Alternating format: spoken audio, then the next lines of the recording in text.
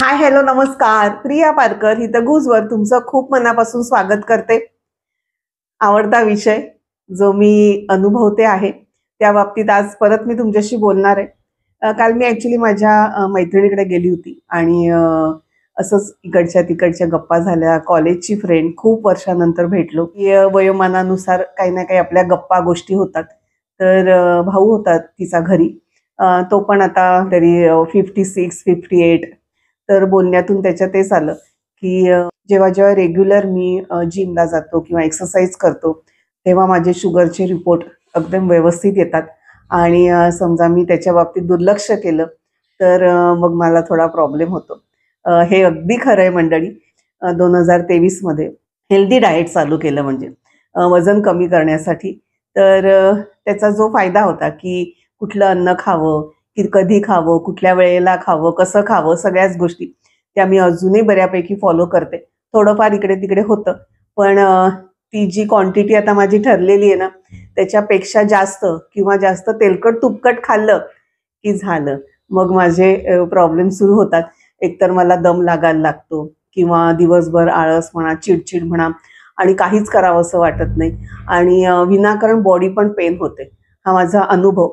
तसंच त्याच्याही बाबतीत आहे ते. तर मी म्हटलं चला आता हे आपलं जे वय आहे ना, त्याच्या दृष्टीने सगळ्यांच्याच ह्या अडचणी आहेत किंवा प्रत्येकाने आपल्यासाठी हे असे उपाय शोधायचे. जसं मी माझ्या बाबतीत बोलली किंवा माझ्या फ्रेंडच्या भावाच्याही बाबतीत बोलली की बरोबर आणि ह्या गोष्टी लक्षात येतं नाही आपल्या. त्यामुळे तेच परत सगळ्यांना की तेलकट, तुपकट अवेळी खाणं टाळा. जेवढं हेल्दी फूड खाणं शक्य आहे तेवढं खा. हे मात्र नक्की आहे. खाण्यापिण्यावरून आपले शरीर, मन, बुद्धी ह्याच्यावर पण खूप परिणाम होत असतो. तेच आहे ना, की योग्य वेळेत खाल्लं, की शरीरालाही कळतं कसं काय ते पचवायचं आहे. शरीराच्या आत पण जे आपले सगळे फंक्शन्स आहेत, त्यांना पण कळतं ना, की ते अन्न पोटात गेल्यानंतर कुठे-कुठे काय-काय ती एनर्जी आणि ते घटक पोहोचवायचे. तर त्यांच्यावर पण जास्त बर्डन नको मी म्हणते.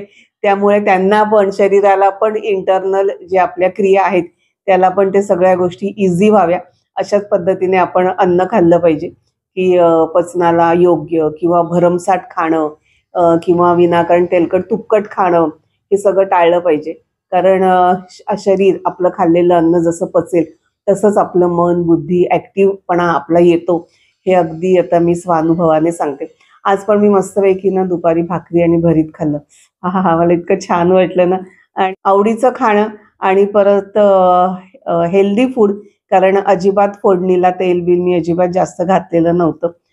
वांगं डायरेक्ट गॅसवर भाजून घेतलेलं होतं आणि मी माझ्या मते एकदा माझ्या व्हिडिओमध्ये दाखवलेलं आहे ते. तर अशा पद्धतीने मी केलं.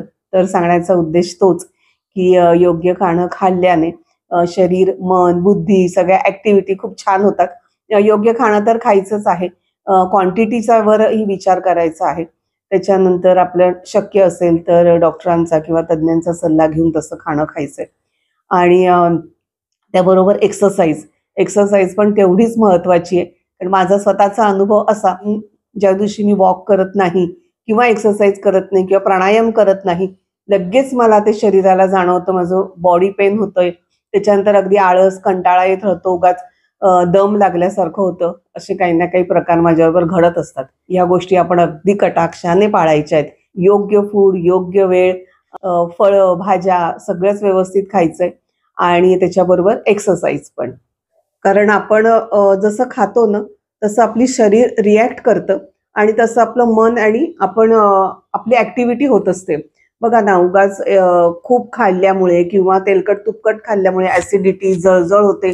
त्यामुळे कुठे आपलं शरीर व्यवस्थित नाहीये म्हणताना आपलं मन नाही व्यवस्थित राहणार.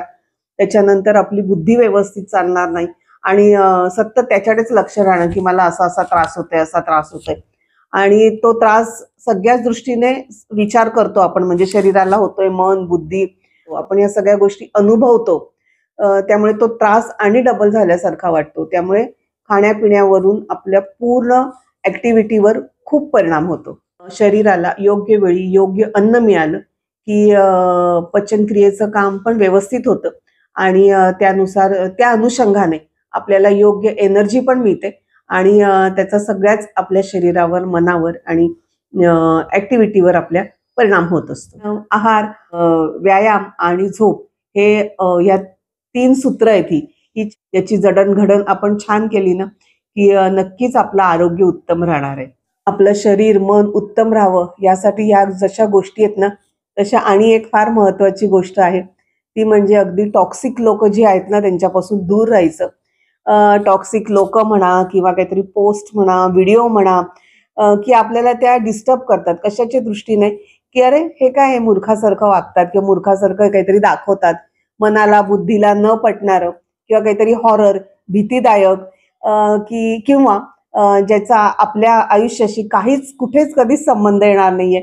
अशा टॉक्सिक गोष्टी ना अजिबात आपण बघायच्या नाही, ऐकायच्या नाही आणि मुख्य म्हणजे टॉक्सिक लोकांपासून फार दूर राहायचं. मी नेहमी सांगते, की कधीतरी असं वाटलं ना, की ही व्यक्तीकडून निगेटिव्हिटी येते किंवा ही व्यक्ती चुकीची म्हणण्यापेक्षा की बौद्धिक कुवत नाहीये तिला किंवा सामंजस्य नाहीये, अशी मंडळी जर आपल्या आजूबाजूला असतील ना, तर लवकरात लवकर त्यांना टाटा बाय बाय करायचं.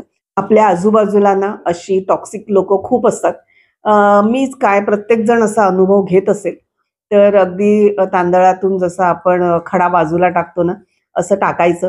हे बोलायला वगैरे आपण म्हणतो खूप इझी आहे, पण कोणी काही विनाकारण आपल्याबद्दल बोललं ना, की वाईट वाटतं. आणि आपण म्हणतो, की जाऊ दे दुर्लक्ष कर, म्हणजे दुसऱ्यांना आपण सांगताना म्हणतो जाऊ दे दुर्लक्ष कर असं तसं. कधी-कधी होत नाही दुर्लक्ष त्या गोष्टींकडे. मी माझ्यावरूनही सांगते. पण मी खूप प्रयत्न करते. आणि ना मला खरंच कीव येते त्यांच्या बुद्धीची आणि हसायलाही येतं, की अरे आपला त्या बाबतीत काहीच संबंध नाहीये. तर का एखाद्या व्यक्तीबद्दल चुकीची माहिती द्यायची किंवा विनाकारण मी तर म्हणते जेलसी असते या लोकांच्यात. की उगाचच नाव खराब करणं म्हणा किंवा जे वागणं असतं ना ते आपल्याला न पटणारं असतं. तर खरोखर अशा लोकांच्या मैत्रीवर म्हणजे मैत्री नाहीच, या लोकांना मैत्री हा शब्दच म्हणणं चुकीचं आहे. तर या लोकांच्या सोबतीवर किंवा या लोकांवर अक्षरशः पाणी सोडावं आणि कधीतरी वाटतं का अशी ही लोकं वागतात किंवा का ही अशी मनुष्य जन्म इतका छान आहे, त्याच्यात ही लोकं का जन्माला आली आहेत? असे खूप प्रश्न असतात. अशा टॉक्सिक लोकांचा जास्त विचार करायचा नाही. आणि मी पण अगदी स्वतःशी गाठ मारून ठेवलेली आहे, की नाही या लोकांचा विचार करायचा. का आपलं बुद्धी, मन, आपला आनंद किंवा आपलं स्वातंत्र्य या लोकांच्या असं हातात द्यायचं. त्या दृष्टीने मी खूप काम करतेय. कारण माझ्याही आजूबाजूला अशी बरीच मंडळी आहेत. मी असं म्हणत नाही, की मी बाई फार मोठी अशी कोणी लागून चालली आहे. कारण मी माझी स्वतः खूप महत्वाची आहे मला. माझं शरीर आणि त्या दृष्टीने मन सुद्धा माझं चांगलंच राहायला पाहिजे. यासाठी मी आटोकाट प्रयत्न करते, की अशा टॉक्सिक लोकांकडून दूर व्हायचं. कारण मी आता तुम्हाला मी म्हणते, की मी माझं खाणं, एक्सरसाइज, झोप याच्यावर मी पुरेपूर काम केलेलं आहे, करत आहे. केलेलं आहे म्हणता नाही येणार, करत आहे अजूनही आणि मी बऱ्यापैकी त्याच्यात यशस्वी आहे. आता मला पुढचं हे काम करायचंय, की विनाकारण ज्या लोकांमुळे आपल्या डोक्याला त्रास होतो ना, त्यांच्यापासून कशी सुटकारा तसा करायचा असतो, करून घ्यायचा असतो. मी माझ्या परीने खूप प्रयत्न करते. तुमच्याकडे काही उपाय असतील तर नक्की मला शेअर करा. मी प्रत्येक वेळेस सांगते, की स्वतःला आवडेल तसंच जगा. त्यामुळे असे जे शारीरिक म्हणा, मानसिक म्हणा, असे काही ना काही जेव्हा त्रास होतात तेव्हा की काहीतरी फिरायला जा, आवडीची गोष्ट करा, आउटिंग, त्याच्यानंतर विंडो शॉपिंग, फळ बाजार, फुल बाजारात जा, कोणाशी तरी गप्पा-टप्पा करा. त्याच्याने बरं वाटतं. किंवा कधीतरी अगदीच जास्त मन दुखावलं गेलं ना, तर कोणाकडे मात्र बोलून दाखवू नका. मी म्हणते, की त्याच्यामुळे आपली कमजोरी दिसते. अर्थात ज्याला जे उपाय योग्य वाटतो, की आपलं टेन्शन कमी करण्यासाठी ते तो करत असतो. पण मला ना कुठल्या गोष्टीचं दुसऱ्यांना जास्त सांगायला आवडत नाही. तर माझ्याकडे एक सध्या खूप छान उपाय मी शोधून काढलेला आहे. कोणी माझ्याशी चुकीचं वागलं असं मला वाटलं, तर मी ना ते सगळ्या गोष्टी अशा लिहून काढते, की ही व्यक्ती माझ्याशी अशी-अशी वागली, का वागली, काय मी काय केलंय किंवा काय आणि का लोकं अशी वागतात. जे तेव्हा डोक्यात येईल ना, ते मस्तपैकी मी लिहून काढते. हां आणि जरा मला त्याच्याने हलकं वाटतं आणि तो कागद फाडून अगदी त्याचे तुकडे, तुकडे, तुकडे करते, की ते तुम्हाला आता समजेल मी तेव्हा काय बोलत असेल किंवा काय विचार करत असेल, ते मी पब्लिकली नाही सांगू शकत. तर हा उपाय तुम्ही पण करून बघा. आणि एवढं सुंदर आयुष्य दिलेलं आहे देवाने, त्यात आपल्या हातात बऱ्याचशा गोष्टी आहेत. योग्य खाणं, आहार, झोपणं, व्यायाम, तसंच आजूबाजूला पण छान वलय तयार करायचं, तर ते नक्की करा आणि मस्तपैकी जगा. आपलं मन, बुद्धी, मी परत परत तेच सांगते, दुसऱ्याच्या हातात देऊ नका. आपण जेव्हा दुसऱ्याचा जास्त विचार करतो ना, तेव्हा ते त्याच्या हातात गेलेलं असतं. त्या व्यक्तीला काहीच फरक पडत नाही त्याचा, पण तो आपल्याला त्रास होतो. त्यामुळे आपलं आयुष्य सुंदर जाण्यासाठी ह्या सगळ्या गोष्टींचा नक्की विचार करा. चुकीचं, कुपोषित खाऊही नका आणि कुपोषित बुद्धीच्या लोकांबरोबर राहू देखील नका. आपल्या हातात सगळ्या गोष्टी आहेत. आपण व्यवस्थित राहण्यासाठी त्याचा नक्की पुरेपूर उपयोग करा.